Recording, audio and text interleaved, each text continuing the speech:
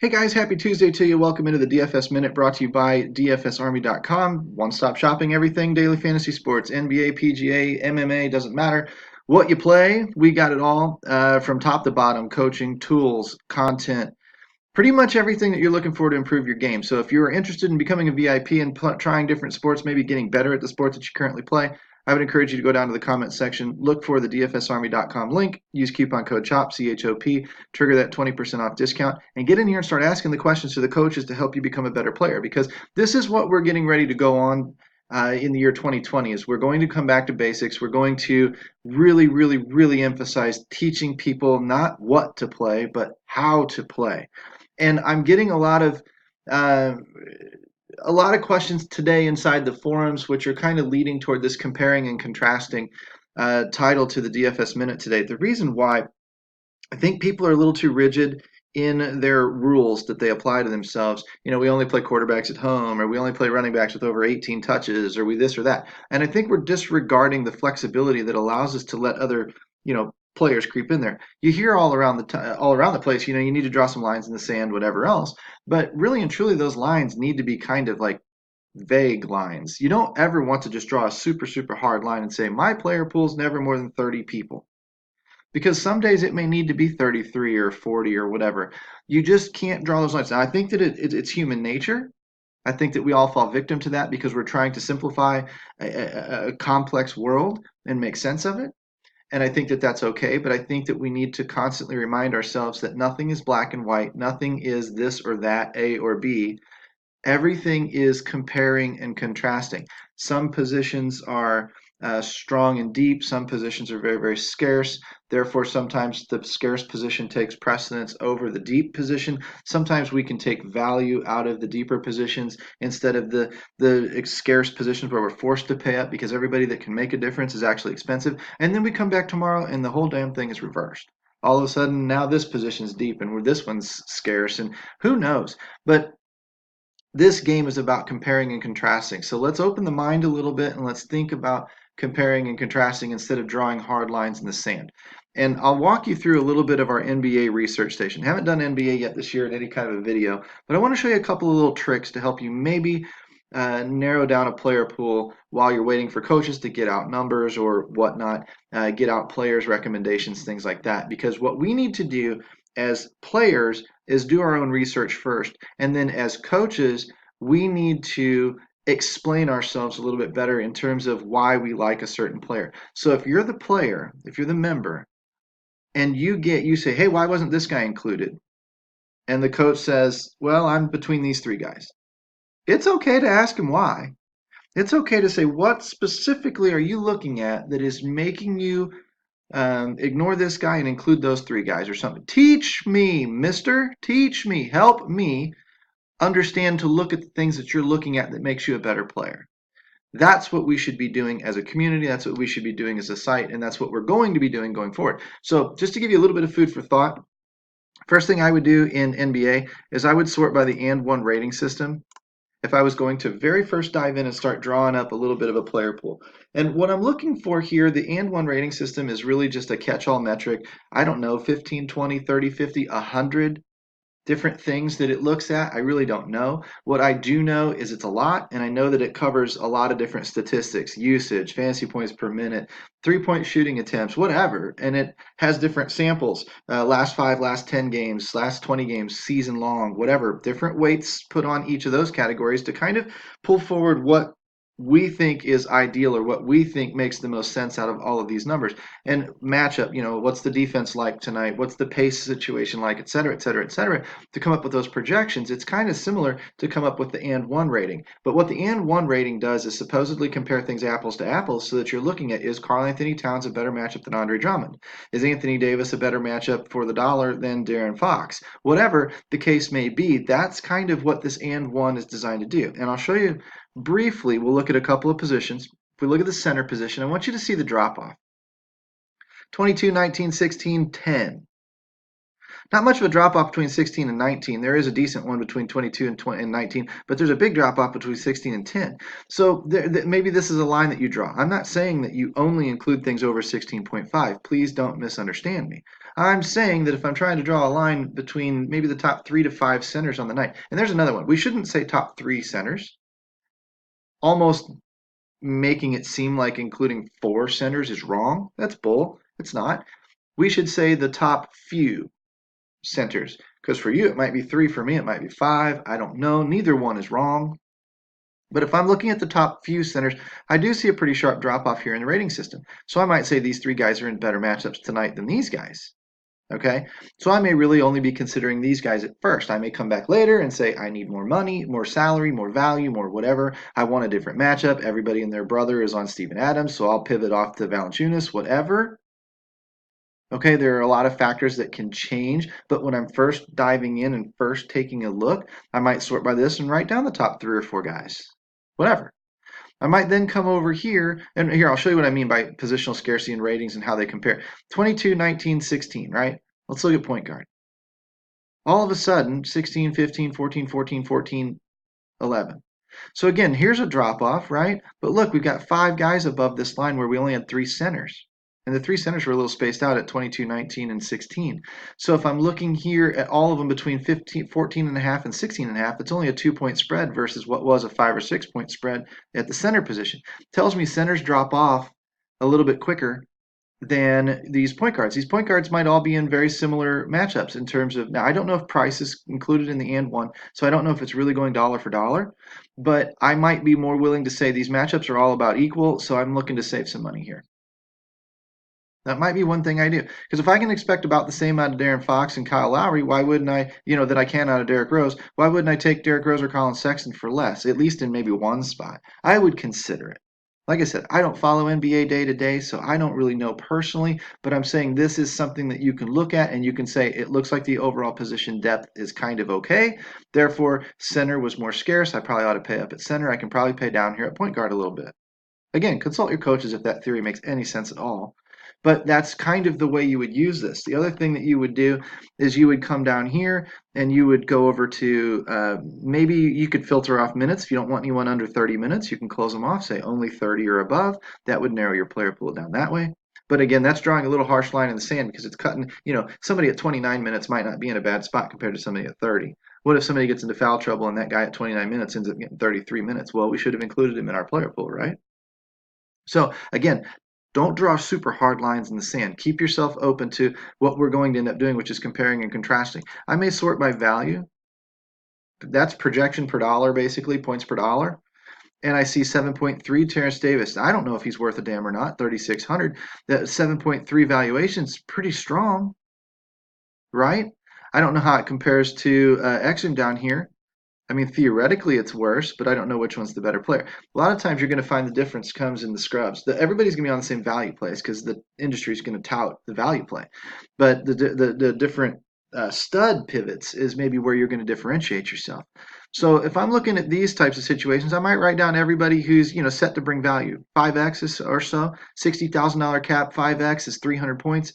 So that might be what I'm looking at here is anything over about 5x. That doesn't mean I don't include the 4.9s. Or the 4.8s, that's pretty close to 5. So again, no hard lines. Consider them. But I might take the top few out of each position that are set to bring value. And what I'm looking at is, are there any duplicates now of my centers? The 3 centers or 4 centers that I took, are they also on the value list? I might go over here to the ceiling and take the top few guys with the top ceiling. What is the ceiling? In this particular case, the ceiling is a number they should hit 15 to 20% of the time. The floor is a number they should hit 75% of the time. Maybe you're playing cash games, you're more concerned about floor. Maybe you're playing tournaments, you're more concerned about ceiling. Totally up to you. I'm going to want to see both up there. What I'm looking for is something that they can hit. I want to see that their number is, achievable. Okay, I'm looking for a floor, and I know that 75% of the time they're going to get above. That just means 25% of the time they're going to screw me. That's just part of the game. Nothing's foolproof, nothing's perfect. But when I scroll over a little bit more, I see that ceiling and that value stuff, and I go, well, what else is there to look at? Well, if I'm looking for hitting those marks, those numbers, I can scroll all the way over here to these cash and GPP numbers in the consistency section. And I can start looking, what's my 5x target? Well, for Andre Drummond, it's 51.5. For Karl Anthony Towns, it's 51. 34% of the time over this sample, and I don't know exactly what the sample is. Is it all season? Is it the last 20 games? I don't know. I would have to ask the creators. But let's just assume it's all season. 34% of the time, Andre Drummond hits 5x. Karl Anthony Towns hits it 51% of the time. So as close as we can draw to the fact that things are normal, nobody is missing. It's not like, with Karl Anthony Towns, one of his sidekicks is suddenly out, and that actually hurts Karl Anthony Towns' game.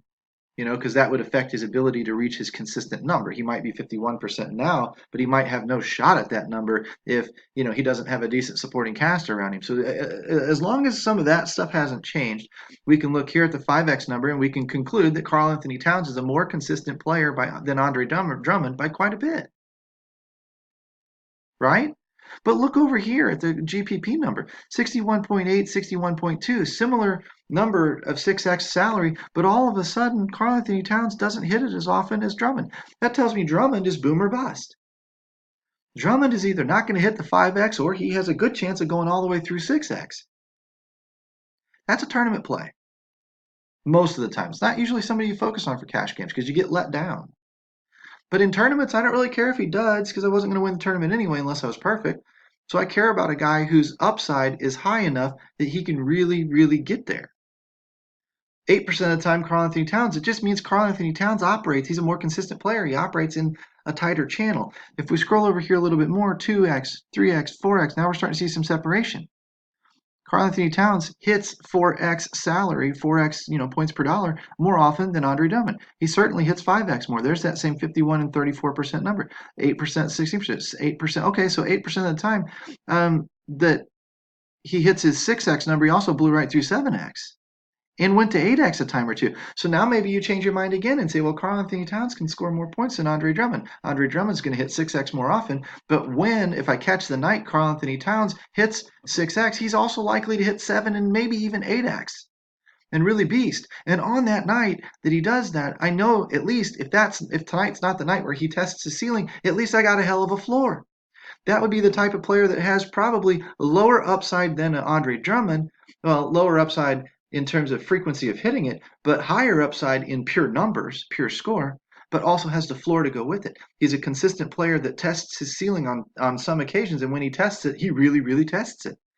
Those are the types of player I like for all formats. Doesn't matter if tournament or not. I'll play him in cash games and hope he goes off. I'll play him in a tournament and hope I catch that night. These are the things that you need to look at. These are similar to looking at value, similar to looking at other stuff. We might go to pace of play. A neat little tidbit there was pace of play. Fast games might help the guards with transition and whatnot. The slower games might help the bigs down low with more chances to run set offenses, get rebounds, putbacks, etc.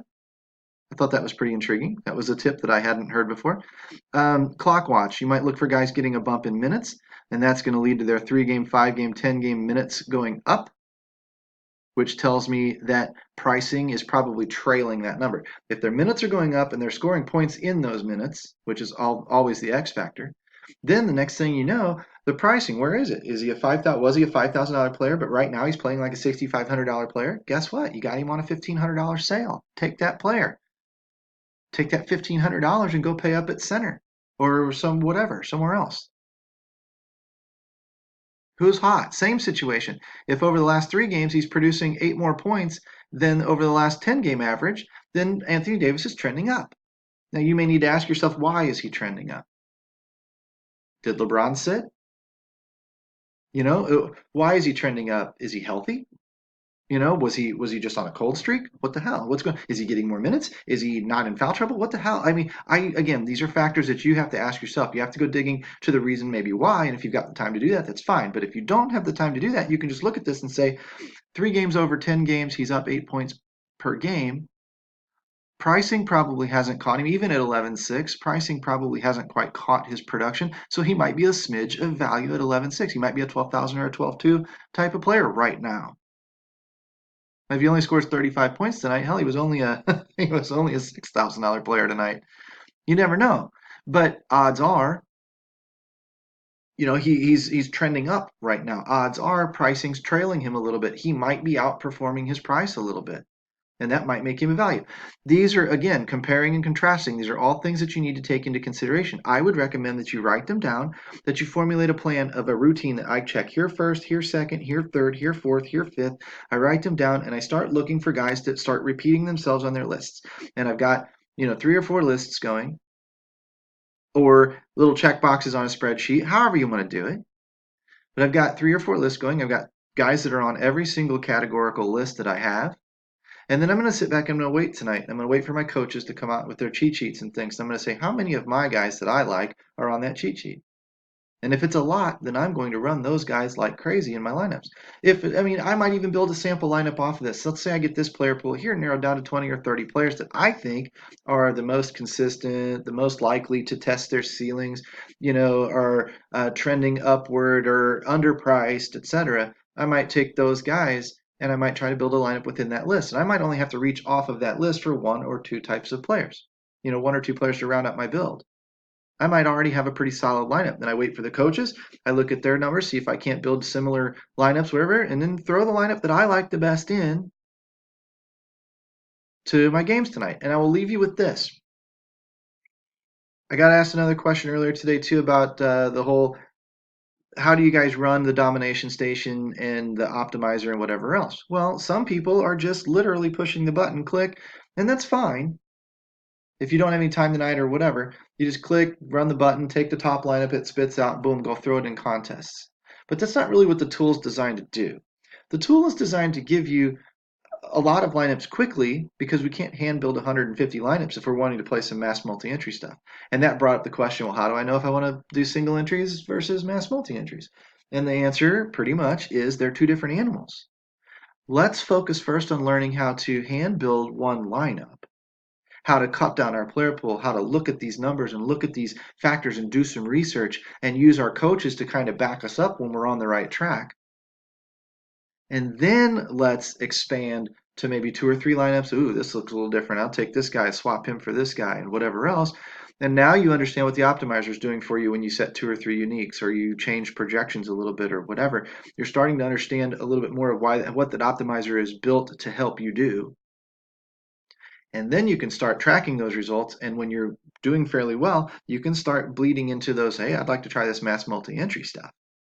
Go for it. Because by the time you get knowledgeable enough to get through those, your track record's pretty solid. You're winning some cash games. You're winning some leagues. You're winning maybe cashing in some tournaments and whatnot.